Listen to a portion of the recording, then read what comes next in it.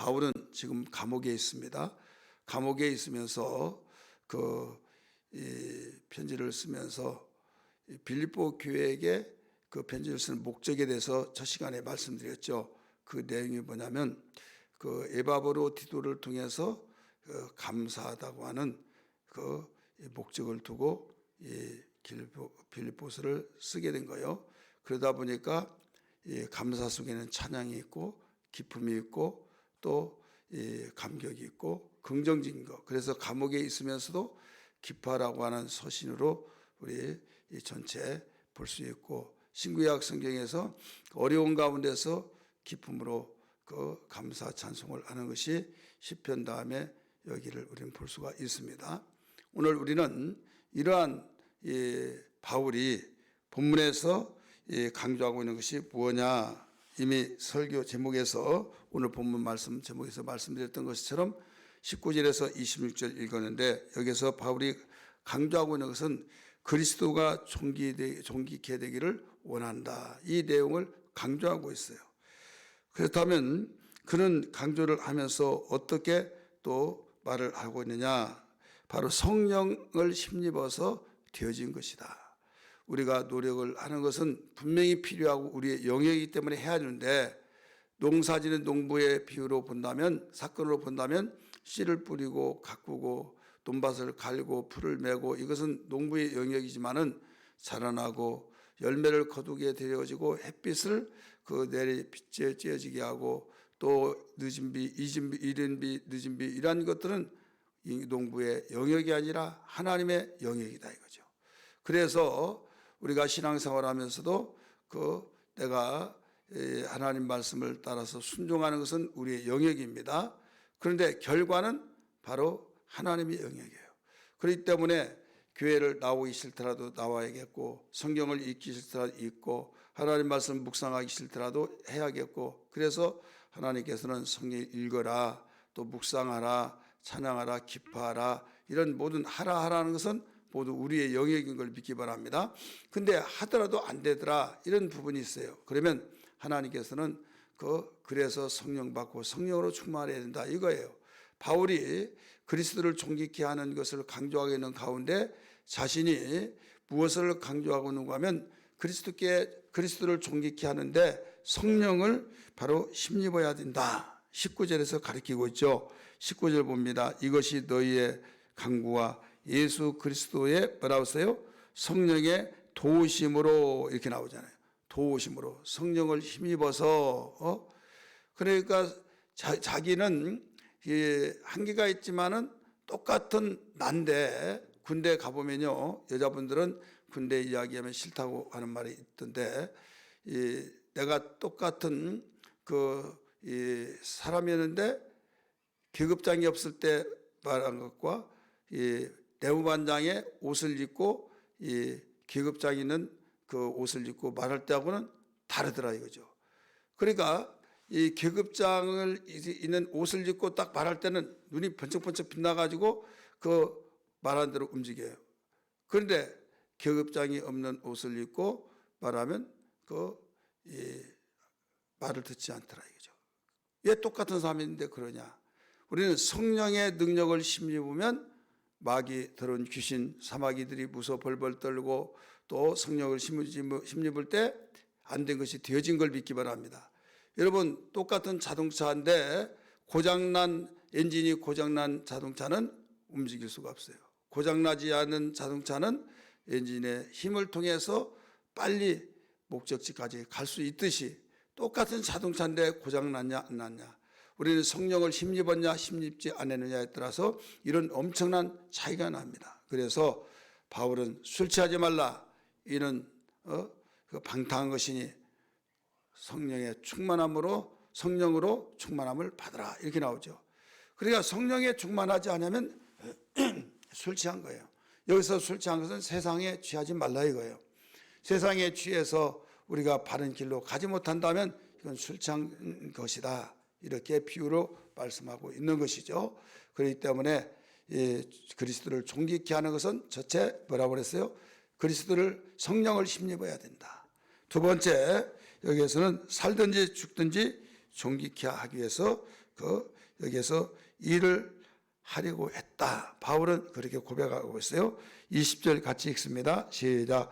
나의 간절한 기대와 소망을 따라 아무 일에든지 부끄러워하지 아니하고 지금도 전과 같이 온전히 담대하여 살든지 죽든지 내 몸에서 그리스도가 존귀하게 되게 하려 하나니. 지금 이 상황은 어떤 상황이었어요? 전에는 감옥에 들어가기 전에 마음껏 활보하면서 복음을 전했지만은 감옥에 딱 들어가 버리는 순간에 거기에 주변에서 지키죠. 그런 마음은 날개를 달고 돌아다니고 나르고 싶지만은 그러지 못하여서 제한되지만은 그런 가운데서도 내 그 육체는 매임을 받았지만은 내 영혼은 누구도 맬 수가 없다. 이런 가운데서 그 간절히 나의 간절한 기대와 소망을 따라 아무 일에든지 부끄러워하지 아니하고 지금도 전과 같이 온전히 담대하여, 지금도 감옥에 있는 지금도 감옥에 있기 전과 같이 바로 담대하게 그리스도를 전하고 있다 이거죠. 그러면서 내가 살든지 죽든지 오직 나는 담대하게 그 그리스도를 존귀하기 위해서 내가 몸부림치고 있다. 그러니까 이 몸만 지금 움직여지지 못해서 그렇지 생각과 마음과 모든 골몰하고 있는 것은, 올인하고 있는 것은 속에서 그리스도가 존귀하게 하기 위해서 힘쓰고 있다는 것을 발견할 수 있죠. 그러면서 여기에 21절 뭐라고 했습니까? 이는, 그 이유는, 이 말의 이유는 내가 사는 것이 그리스도니 죽는 것도 유익함이라.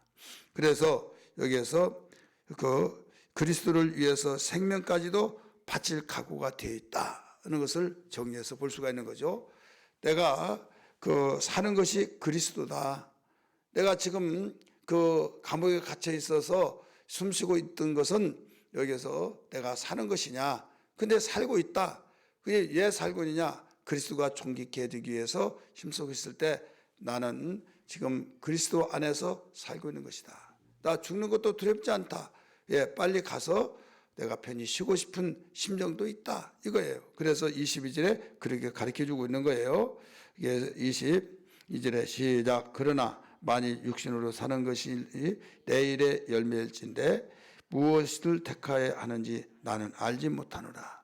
자, 무엇을 택하여야 하는지 알지 못한다. 여기서 어떤 자살을 한다, 그걸 택할까 살까 그 말이 아니라, 살고 죽는 것은 생명은 하나님께 있지만은 내 마음속에서 나는 여기서 죽고 싶다, 그 한쪽만 기울어진 것이 아니라 살고도 싶다, 살고 싶은 이유는 다른 것이 아니다. 내가 살았을 때 빌립보 교회 성도들도 또 그 개척에서 세워놨던 그 모든 교인들도 돌보고 거기에서 양육하고, 물론 내가 없더라도 하나님께서 다른 자를 통해서 할 수 있지만은 농사지는 농부가 내가 이걸 추수하고 죽어야 할 텐데 그런 말을 한 경우가 있잖아요. 왜?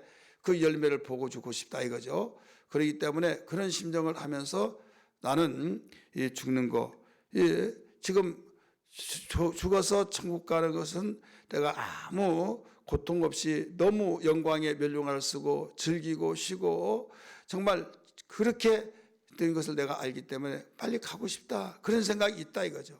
그런데 이 나머지 있는 사람들, 남겨놓았던 그들을 보면 거기에서 그렇게 나 혼자 좋다고 훌쩍 떠나버리고 하나님 내 목숨 데려가 주세요, 나 정말 하나님 천국 가서 쉬고 싶습니다, 그렇게만 욕심부려서 기도할 수가 없다 이거죠. 그래서 내가 알지를 못하겠다 이렇게 가르쳐주고 있죠.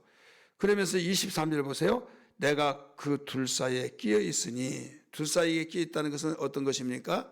둘 사이에 끼어 있다는 것은 지금 사느냐, 지금 천국으로 가느냐, 이 두 가지 사이에서 끼어 있다는 거예요.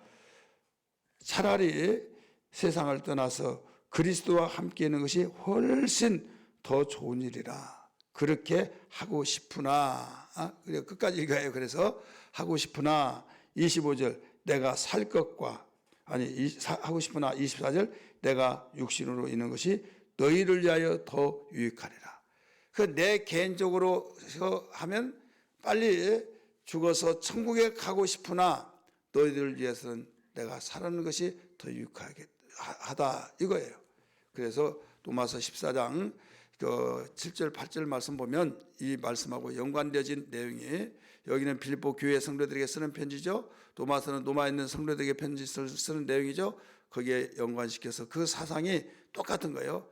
내가 살든지 죽든지 무엇을 먹든지 마시든지 주를 위해서 한다, 이런 내용이 나와요. 그렇기 때문에 여기에서도 이런 내용을 가르쳐 주고 있습니다. 오늘 결론으로 기도할 것이 뭐냐면, 예수 그리스도는 오늘 우리를 위해서 말씀하셨어요. 바울 사도를 통해서 말씀하시는데, 너희는 사나 죽으나 다 내 것이다 말씀하고 있는 걸 믿으시길 바랍니다.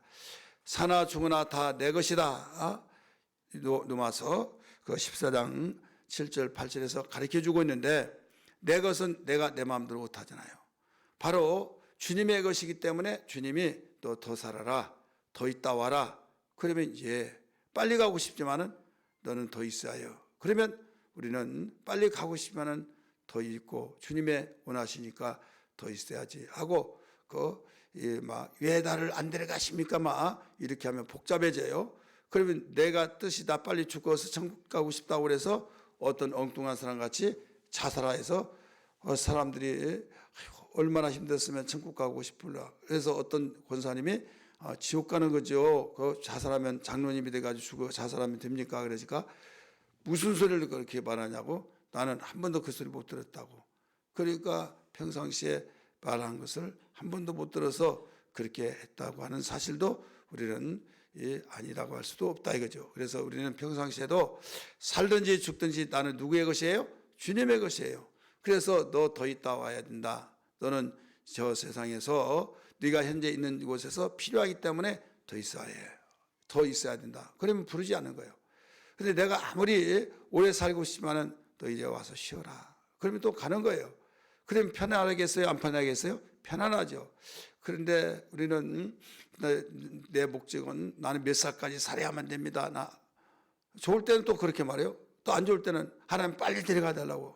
야, 헷갈린다, 혼돈된다. 도대체 네 말을 어디에 기준을 두고 들어줘야 되겠느냐. 여러분 그러지 않겠어요? 그래서 우리는 일찌감치 이 내용을 알았지 않습니까?